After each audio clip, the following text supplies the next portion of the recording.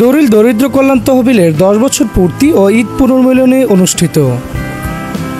সমাজসেবার অঙ্গনে এক অনন্য দৃষ্টান্ত স্থাপনকারী ব্রাহ্মণবাড়িয়ার কসবা উপজেলার দরিল গ্রামের মানবিক সংগঠন দরিল দরিদ্র কল্যাণ তহবিল তার প্রতিষ্ঠার 10 বছর পূর্তি উদযাপন করেছে। এ উপলক্ষে এবং পবিত্র ঈদুল আজহা পরবর্তী শুভেচ্ছা বিনিময়ের লক্ষ্যে সম্প্রতি আয়োজন করা হয় এক আলোচনা সভা ও দোয়া মিলাদ মাহফিল। দরিল কেন্দ্রীয় জামে মসজিদ প্রাঙ্গণ অনুষ্ঠিত এই অনুষ্ঠানে সভাপতিত্ব করেন সৌদি আরব প্রবাসী মাসুদ রানা পলিন।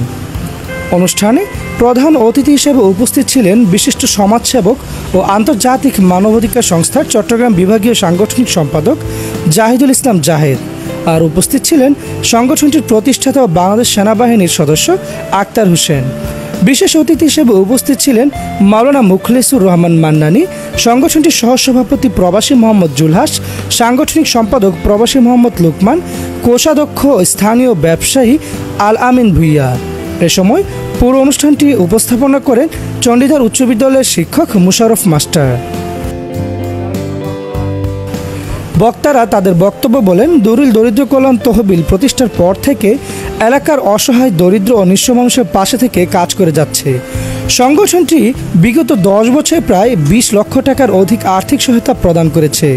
এছাড়াও আশ্রয়হীনদের জন্য ঘর নির্মাণ, গরিব ছাত্রছাত্রীদের শিক্ষা সামগ্রী বিতরণ, অসুস্থদের চিকিৎসা সহায়তা, হতদরিদ্রদের জন্য খাদ্য সামগ্রী বিতরণ সহ বন্যা কবলিত মানুষের পাশে দাঁড়িয়েছে সংগঠনটি।